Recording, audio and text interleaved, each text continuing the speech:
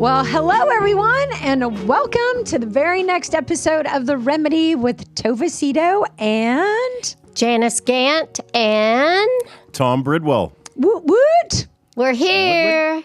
Happy, I always want to say happy Monday because Happy Mother's Day. yeah, that's but people might be listening to this on a Tuesday or Thursday. Yeah. Every day should be Mother's Day. And That's now- what I say. I could not agree with that more. When I was a kid, I remember asking my dad, when's Kids Day?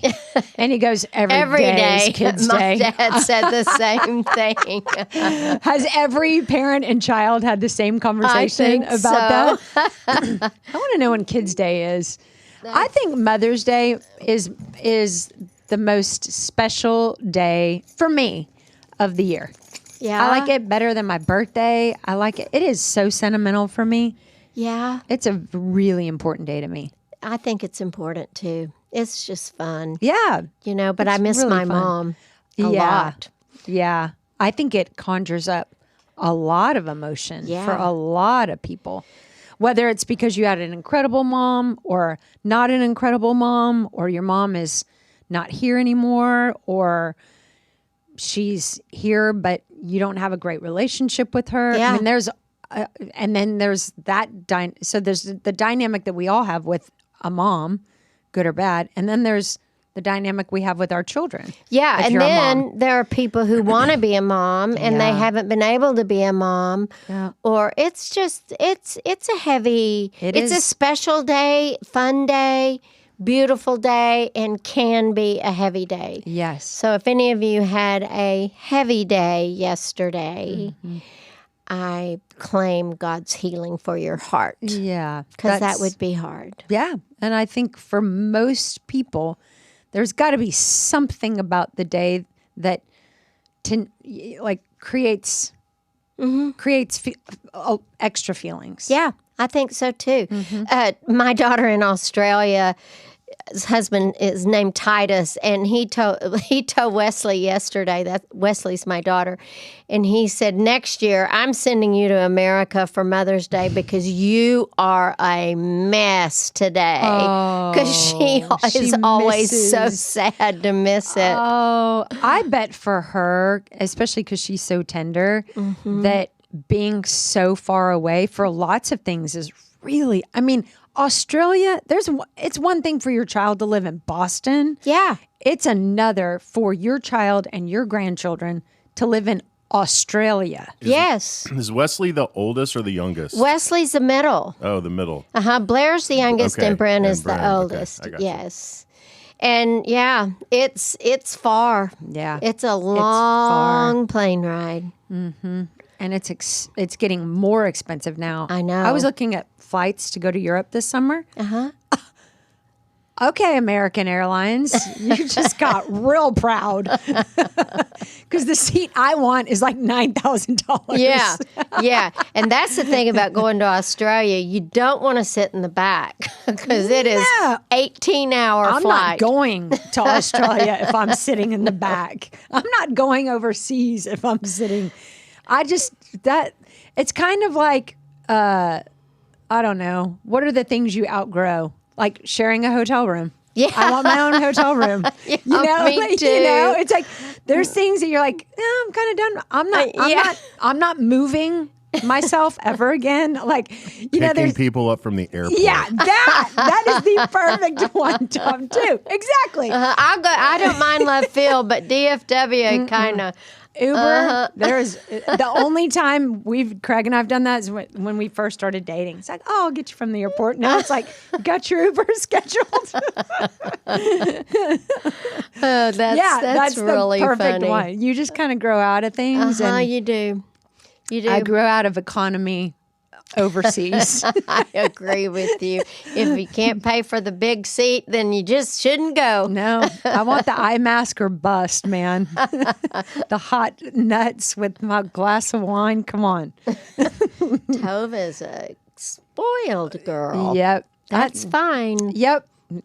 I learned from my therapist.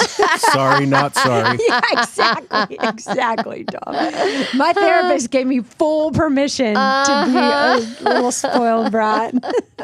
I think I told this story one time. I flew, Coach, with going to Australia when we all went to Wesley's engagement party, and Blair was sitting next to the window. I was sitting in the middle, and this man sat next to me, and he smelled like dirty, nasty tennis shoes.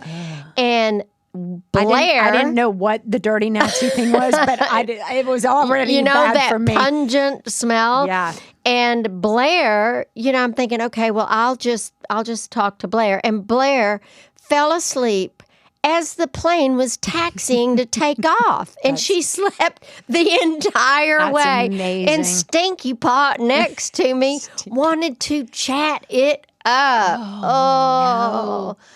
It doesn't even matter the smell, which is bad, but I don't even want to chat it up. Like I love people, but I don't have the chatty airplane gear. No. I told you about my client that said he does two things when he gets on an airplane. What? First of all, he brings a New Testament Bible with him, and he opens it up and puts it on his chest and acts like he's asleep.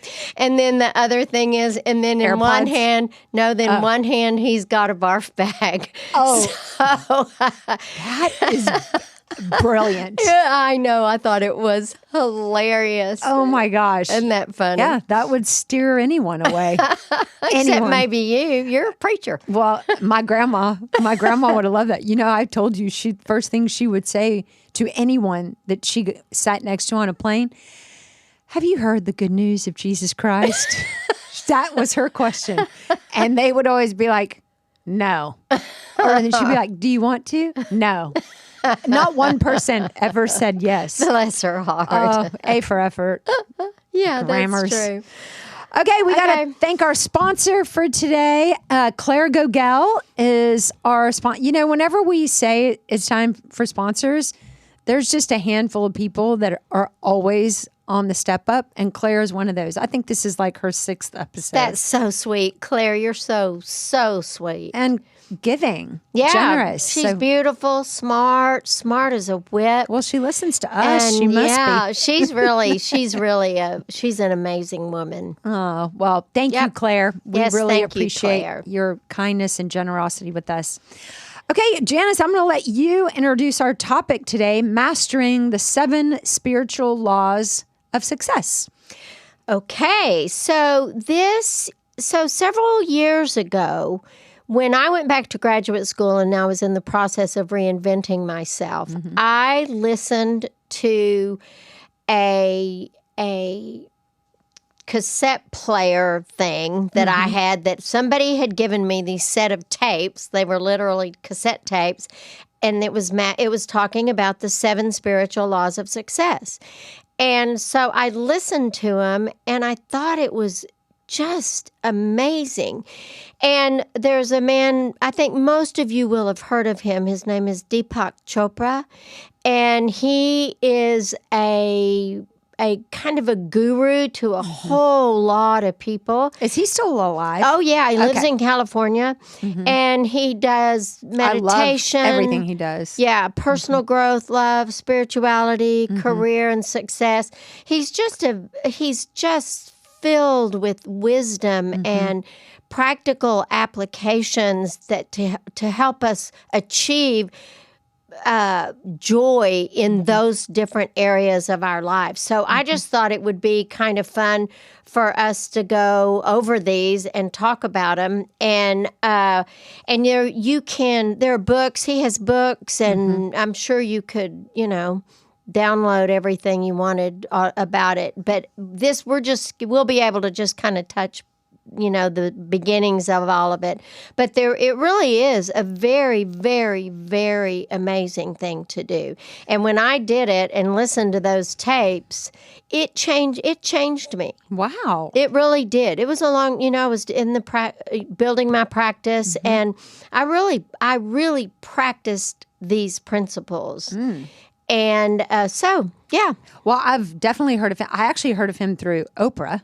Oh, yeah. They're She's tight. a big fan of him and what he does. So that's my only exposure. But every single thing that in a lot of her, she has like devotional books and a lot of inspiring books, and he's always quoted. Yeah. To me, he's a lot like Maya Angelou, or is that how you say her last name? Angelo. And who's just, to me, one of the most inspiring women that ever lived. But to me, when I think of him, I think of Maya. Yeah. And the kind of influence that they have had, not only in the world, but in my life. But I've never heard of these. You haven't? No. And I had no idea that it was such an old, like it's been around for a long time. Oh, it's been around for a long time. Well, I'm excited about this I today. have a client who moved to California, a guy, and he did a workshop with Deepak. Oh, wow. And He said it was probably the most amazing thing he had ever experienced, because his wisdom, he said, it just pours out of him. And he appears, I don't know him, but he appears to be a real gentle soul in the application of all of this. So, yeah. You know, that might be a quality in people that like one of the qualities I admire the most in people is people who have gentle spirits. I don't have that. I don't really either. I wish I did, though. I really wish. Do you ever wish you did? Well, I mean, I think as a counselor, you are an incredibly gentle. Well, I can identify with my clients. That's really easy for me. And I think it's probably easy for you too. You know, you kind of enter their world as you're listening. I actually, when I started practicing, I would visualize myself going behind my client and entering their body from the back. Oh, wow. And to where it helped me to feel what they were feeling, you know? And it probably allowed you to be a lot more wise in, like, if you were them and you were, like, what would you like? What kind of reassurance or understanding perspective would you want somebody to share with you? Yeah, I think it really helped develop a deep sense of compassion for even if I'm thinking, oh my gosh, you've got to get off heroin in order for your life to straighten out. I could have compassion for that person in that addiction. And, you know, so yeah, I think that that's true. I have a dear friend who I recommended go see you. And I said she changed my life. Like the time that I spent going to therapy with her was a life-changing experience for me. I said she is like the perfect combination of like understanding, compassion, love. I said I always felt understood, and I said, but she did not mind kicking my ass. Like there were times I was like, ouch, ouch, you know, and I still remember like what you said in those moments. And, you do? Oh yeah. And so the next time I saw him, he was like, well, I saw Janice, and I was like, how did that go? He goes, she kicked my ass. I was like, well, that's what you pay the big bucks for. That's hilarious. Oh gosh. So let's start this. I'm excited about this, especially that it's been around a while. I haven't heard of it. And if it changed your life, I'm ready for it to change mine. Okay, good. You want to read that introduction thing at the top? I need it in my glasses, but yes. So just so you know, if you go to Chopra, CHOPRA.com, if you Google like the 7 spiritual laws of success, you'll find this if you want to have it in print. Yeah, the article that we're reading from. Yes. Okay. Too many of us grow up with the belief that achieving success requires relentless hard work, grim determination, and intense ambition. As a result, we may have struggled for for years and even reached some of our goals, but wound up feeling exhausted, our lives out of balance. In the 7 Spiritual Laws of Success, Dr. Deepak Chopra reveals that such desperate striving isn't necessary or even desirable. In the natural world, creation comes forth with ease. A seed doesn't struggle to become a tree. It simply unfolds in grace. The 7 spiritual laws are powerful principles put into practice. They set you on a direct course to authentically achieving your goals. The laws of success are easy to understand and apply. Use these daily steps to incorporate the 7 spiritual laws into your life. Wow, that sounds very easy. Doesn't it? Yeah. I love the analogy of a tree doesn't struggle to grow. Right. And right. That's kind of powerful when It you think is. about how much we can struggle. Well, and how massive a tree can get and how strong it can get and well rooted in its essence, which is how we want to be. And how I'm assuming is saying we can be. Yeah. Yeah. Okay. So let's start with number 1. And I think just because of time, we'll probably split this up into 2 episodes. Great. So maybe we do the first 3 today? Yeah. Sounds great. Okay. You start with... Okay. Sunday. So Sunday just being number 1, or did Yeah. you actually do this on Sunday? I don't remember. I probably didn't. I probably did it just in order of, whenever I decided to do it. And then I would go back and revisit them in order to try to develop a practice of it. Okay. I just didn't know if, we really only needed to do this on Sunday. Yeah, no. Okay. Yeah, like if you do this on Monday, it won't work. Okay, Sunday. Okay. The law of pure potentiality. Take time to be silent, to just be. Meditate for 30 minutes twice a day. Silently witness the intelligence within every living thing. Practice non-judgment. There are, and then I did the Google Learn thing. more. I will put the law of pure potentiality into effect by making a commitment to take the following steps. I will get in touch with the field of pure potentiality by taking time each day to be silent, to just be. I will also sit alone in silent meditation at least twice a day for approximately 30 minutes in the morning and 30 minutes in the evening. I will take time each day to commune with nature and to silently witness the intelligence within every living thing.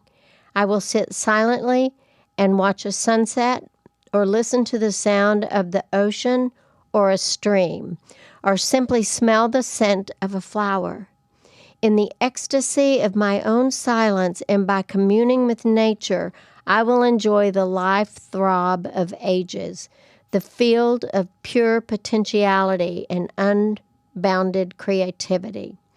I will practice non-judgment. I will begin my day with the statement, today I shall judge nothing that occurs. And throughout the day, I will remind myself not to judge.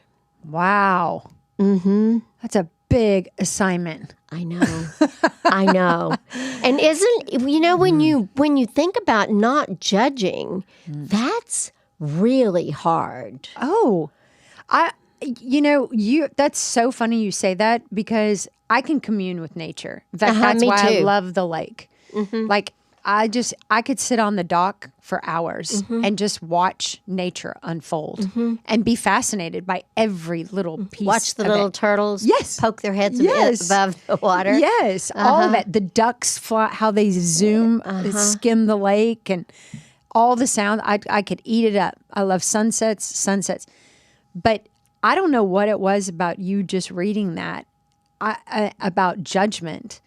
Like I would like to consider myself as a very non-judgmental human. But that's not true at all. I think I have judgments Like, and it just came to me, like, as you read it, I'm like, I think I judge everything. I judge people at the grocery store. I make judgments a lot. Like judging strangers, judging reactions, judging. So are you judging it's good or bad? Rather than it just is. It's different, but the good and the bad, I think, is very difficult to not do. Yeah. I judge in categories, in good or bad category. You have a dumpster on each side of you, and it's the good and the bad. Yep. Or right or wrong, or my way or the highway. I mean, okay, so I have a question about this. Last night, we were going to Craig's family for Mother's Day. And we walked out. We were walking to go out the door, and Anna Prin has a shirt that barely covers her breasts. And we're going to Craig's family. And I'm like, I'm going to need you to put on a shirt that covers your belly and the earring that I hate in your belly. And I didn't say that part because I've already barked up that tree. But I judged that. So how do you balance, like, how do I balance that as a mom? Because I don't want them to judge her or me. Yeah, that's what I was going to ask. It's really not just the belly showing. Yeah, no. It's perception. It's because we live in such judgment. And Craig's family's lovely, but I always want them to think the best of me and the best of my children. And they're kind of old, I'm old school. Like, I don't think my daughter should be running around without a bra and a crop top. It's just, no. So how do you do that? I think that you can have an opinion without judging her being bad. You could say, hey, Anna Prin, I understand that this is how you like to dress. It's not going to work for me tonight because we're going to go over to Craig's family's house and they might not think this is cool, and I actually really do care what they think about me and you. Course. So I'm going to ask you to change shirts. So you can have an opinion or not like something without saying putting it in it's bad or wrong or good. Right or good or bad. Yeah. Okay. That makes sense to me. Because in her mind, when she looks in the mirror, and I'm sure at college she saw a bunch of people dressing the same. Oh, she rocks that every. She's looking in that mirror thinking, she's killing it. I'm looking great. And that's just her value system, and that's her, how she's ascribing a good look to herself. Right. Yeah. And I did not squash her self-esteem, I hope, but I did say, I'm going to need you to put a shirt on that covers your belly. Great. That's great. And I think you get to do that. So, because you buy the shirts. Yeah. So the difference is that the judgment, the good or bad that we assign to it. I think so, or stupid. That's so stupid. And I think we can get in the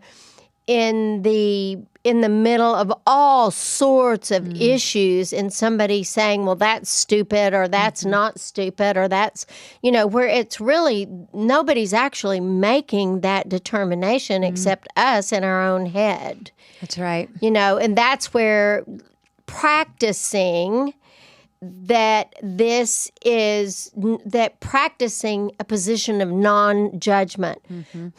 Isn't that interesting? Look at Anna Prin with her belly button pierced. All my kids had that too. I kind of liked it. But and her belly showing, and I really don't want Craig's family to see this. So I think I'm going to take a stand for what you want. you still have some power. Yeah. Because they're on your payroll still. Oh, yeah. I say once they get off the payroll, then you're really in trouble. Yeah. Well, actually, I'm just going to let it go. Yeah. It makes it a lot easier. Actually, really love that. Yeah. Well, and I love that one about spending time in nature. That's to me, that's just simple appreciation for the complexity and the creativity of our God. I remember when I was in Al-Anon, there was a girl that went to Al-Anon with me, and she did not believe in God. And she just really, really struggled with the whole concept of it, because Al-Anon and AA are spiritual programs. And she said that one day she was sitting in her backyard and there was a really big ant bed. And she said she sat there and stared at the ants coming in and out and going somewhere and picking up a little something and bringing it back, and how that came into existence. How was that created? And they have a community. They have a system, because somewhere in that was a queen. Yep. And that is what made her brought her to the realization that there had to be a higher power. Wow. I know. I thought it was very interesting. Wow. It's interesting to me, and I don't want to sidetrack this conversation, but No. I think a lot of people would think that is the exact proof of evolution. Like, if you look at it all those ants had to learn to do that, and they're taught, and I guess they have traits and inherent traits that come from just being born as an ant and then watching, just like humans do. Yeah. But I don't know. I mean, I feel like that could just as easily have been proof that evolution exists. Yeah, well, I think it does. I think you can. I don't think the two are different. I love that. That's what made her, like, what an amazing kind of epiphany to have, just looking at a simple anthill. That's amazing. That is really amazing. But if you watch ants march with those little green leaves, it's unbelievably fascinating. It is. What are they building with those little leaves? I don't know. Sort of like spider silk is like super strong. That's another thing that fascinates, especially at the lake. There's always a spider web. Beautiful spider webs at the lake. And how does it start? That's the crazy. How does he just fly through the air with a web at his booty, and then it starts there? I mean, I don't get it, but I would love to watch a show on spider webs. It would be fascinating. Oh, and then how did that all begin? So, and I don't disagree what you say, Tom, about evolution, because I believe evolution is spiritual in itself. It is. And I think it's fascinating when we allow ourselves to be mindful enough of what's happening in nature. Then you see the potentiality of so much. Yeah. Totally. Did you ever see any of your children have children? Did you ever watch the birth? No. Okay. No, I waited in the waiting room. They didn't let us in. Oh, okay. That wasn't allowed? I don't, Okay. I'm wondering if I could even do that. I think I'd pass out. But I would. I've definitely heard of people talk about what a spiritual experience that is. Watching a birth, it's like, wow. For me, that was one of the most spiritual experiences I've ever had outside of nature, is watching actually somebody die, and watching their spirit leave their body. And like, what a just chassis this is of our souls and our spirit. Like, so did you see somebody actually transition right there? I've seen. I saw both of my children died in my arms. Both of them. I was on my mom's floor the morning she died. I was too scared to sleep in her bed because I was afraid she was going to die, and I didn't want to be in the bed with her dead. So I just made a pallet on the floor, and I was there. yeah, I've seen several people transition. Yeah. And if you see that, it is, have you never seen somebody die? No, never. Wow. I just have to. I have not either. It is, for me, it was truly one of the most spiritual experiences. Did it bring you, I know you were deeply, deeply saddened, but did it give you peace to actually watch that happen? Very much so. And what it did to me and my spirit was prove to me that this body is just a chassis. It's just a place for my soul to dwell and my spirit to dwell. And for me, that was an incredibly spiritual experience. Like, our bodies are not us. No, they're not. They're not us. It's just a place for Tova to be. But so for me, that was just evidence of God. Yeah, I love that. And I think that's, I remember my mom really just a couple of days before she died, I asked her, I said, so does Dad come visit you? Because my father had already transitioned, and she said, oh, yes, almost every night. And I that just brought me so much comfort, I'm sure. Yeah. Oh, I know. You're going to make me cry. I know. Well, we're just going to cry this episode, Tom. My mom I'll did hold the it same together thing. up here. Okay, thank you. My mom saw babies. She would say, "Do you see the babies?" I remember you telling me a story about she was holding how many babies? 3. 3. All 3 of mine. Oh my gosh. And Louisa hadn't even been born yet. And she was like, "You don't see the babies?" I was like, "No." She's like, "They're right there." And I believe, in a lot of like churches and they call it the veil. Yeah. Yeah. I'm sure you've heard that term before. So they call it the veil between this life and the next, and that it's very thin. We think it's thick because we've never experienced it. So we think heaven is like a faraway place, or the people in heaven are in a complete. I think they're all right here. I do too.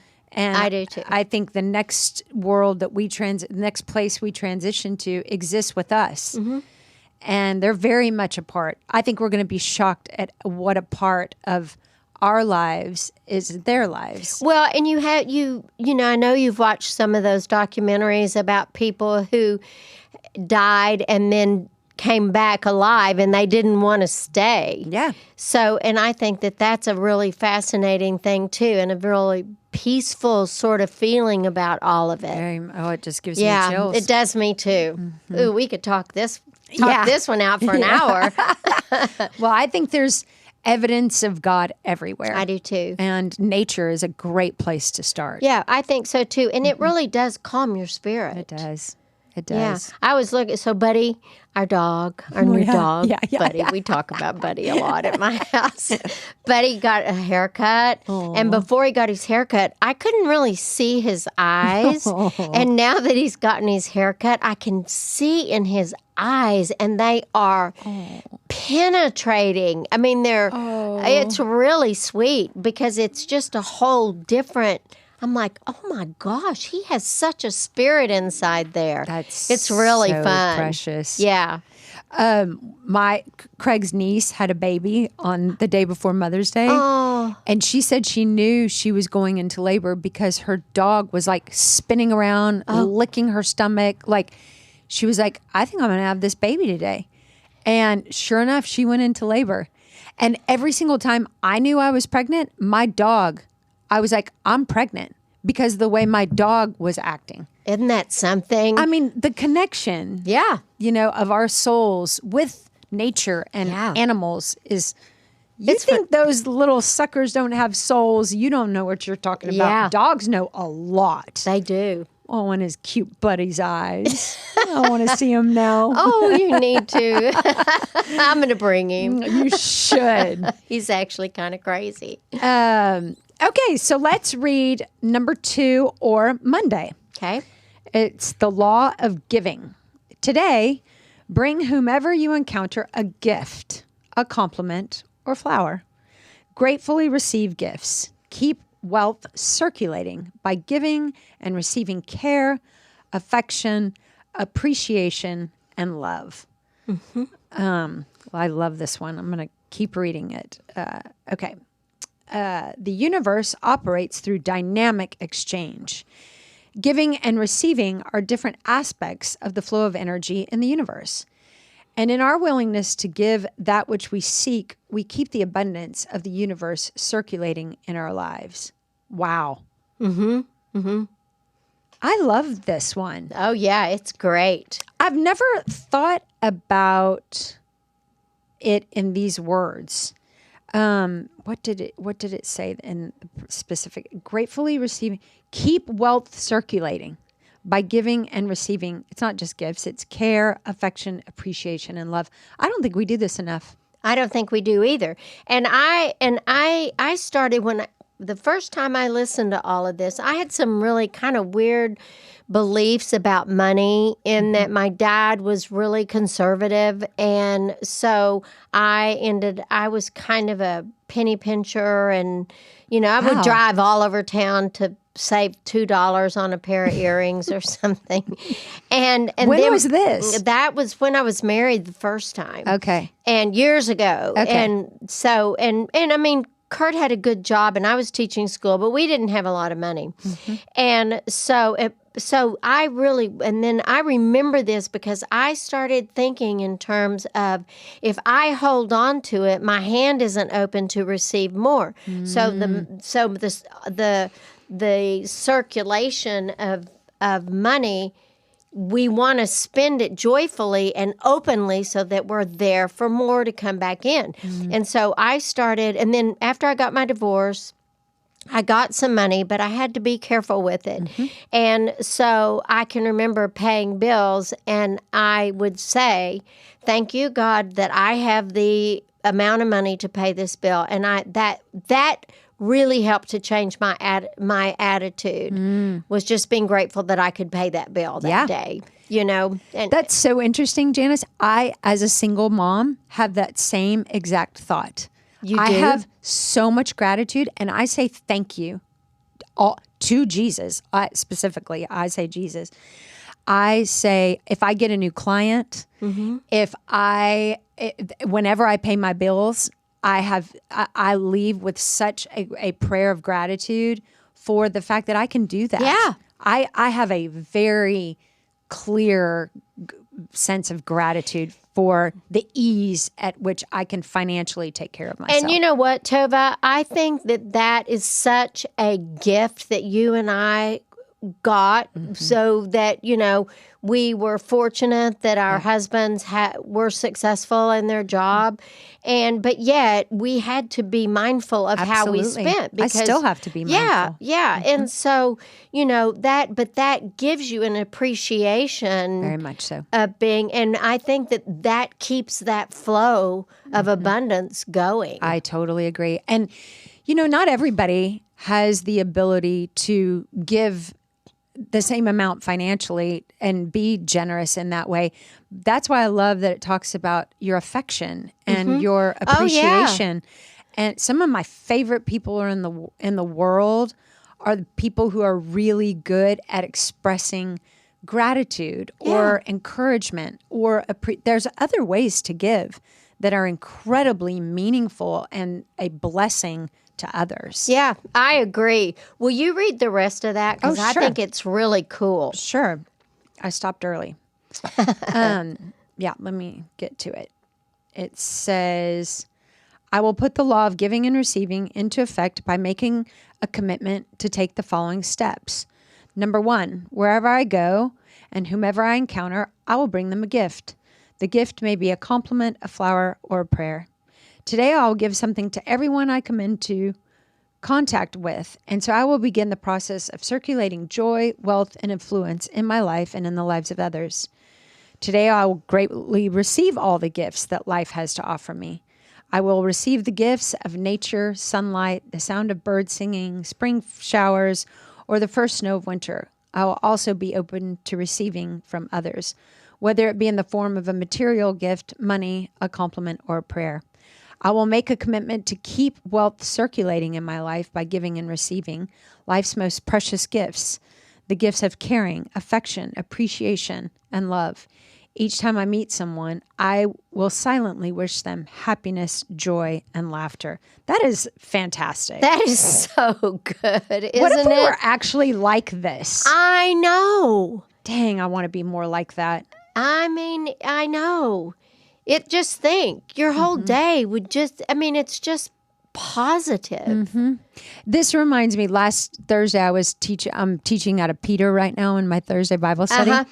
And it said, in so many words, we were on chapter 3 of 1 Peter. It said, God is such a blessing to you. It's our obligation to be a blessing. Yeah. To him and to others. Yeah. And this is what I was like, a lot of us just walk around thinking about ways that God needs to bless us, Yeah. like God, I need.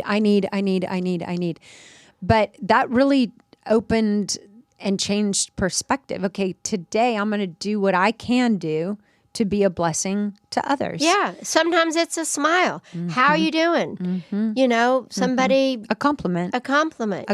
Something of gratitude. I was just thinking about you. Yeah. I mean, when Craig pauses to tell me something about me that he really appreciates, like this morning, he called to thank me for the graduation gift that I put together for his niece. He was like, I really meant to tell you that was so thoughtful and you did such a good job. That meant the world to me. Oh, I know. And that's so cool that he understands that enough to be verbal with it. Yeah. It's really important. It's really important. Makes a big difference. Okay, finish this up. Should we do one more? Yeah. Okay, Tuesday, the law of karma. Every action generates a force of energy that returns to us in like kind. Choosing actions that bring happiness and success to others ensures the flow of happiness and success to you. I will put the law of karma into effect by making a commitment to take the following steps. Today, I will witness the choices I make in each moment, and in the mere witnessing of these choices, I will bring them to my conscious awareness. I will know that the best way to prepare for any moment in the future is to be fully conscious in the present. Whenever I make a choice, I will ask myself 2 questions. What are the consequences of this choice that I'm making? And will this choice bring fulfillment and happiness to me and also to those who are affected by this choice? How good is that? Please bold that. I will then, at number 3, I will then ask my heart for guidance and be guided by the message of comfort or discomfort.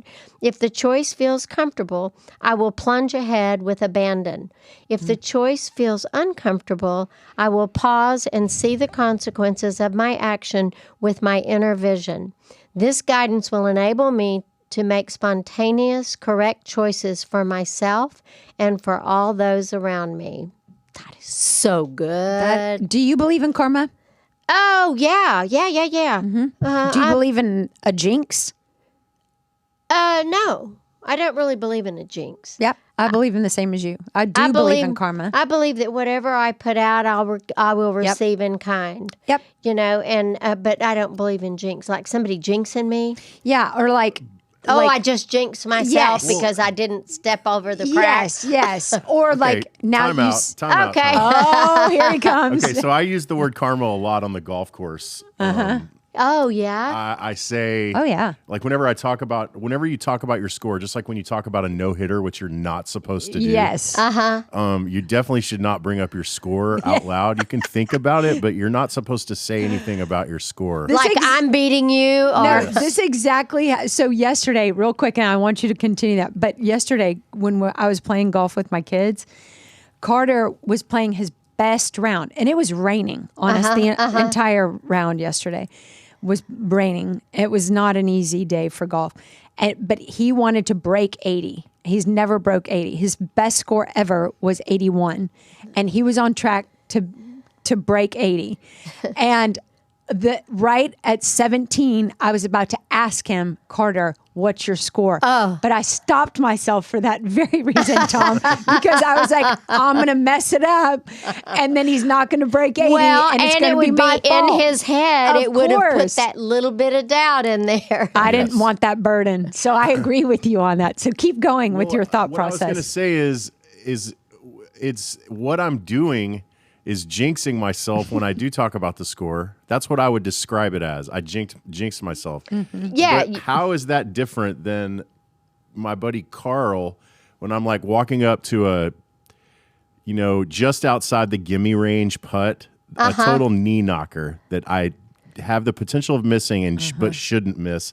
He says something to me like, get it close, just joking with me or something, or don't fuck that up. That's be honest, probably that's what a he little would bit more. That's what he would say. Yeah. So if the next putt he has like that, he misses, do I say you jinx yourself, or do I say that's karma? Because to me, they're the same thing.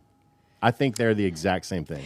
Well, I think that, it can be it just an could be a exchange of jinx. words. Yeah, if I did that to you, Like, then he gonna would come have back karma to me. coming his way, but I could say that all he did was jinx himself, I guess. yeah, hopefully. Exactly. I'm just curious. Like they sort of seem like that. To me, Well, I think a lot of people put them in the same category. Yeah, right. I think is so too. karma? Is that like a Buddhist philosophy? It is. And jinx is what? Like Us. Everybody. what is Not a jinx? What Buddhist. is that? I Is don't that know like where- magic? I Probably. don't know what a jinx. I wonder where the origin of that word is. Who knows? Yeah.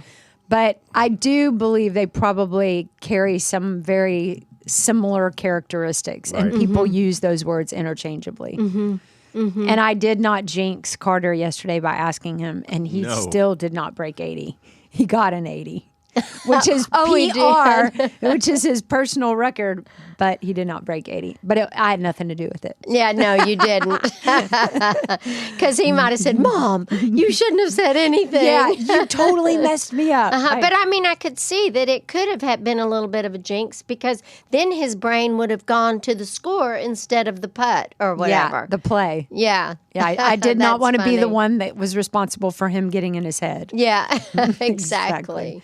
Well, I do believe, I mean, Justin Timberlake said it, what comes around goes around. And Yeah. it's just that simple. I do believe that. Yeah, I believe that it certainly can. I do think, though, that just what you put out doesn't always come back.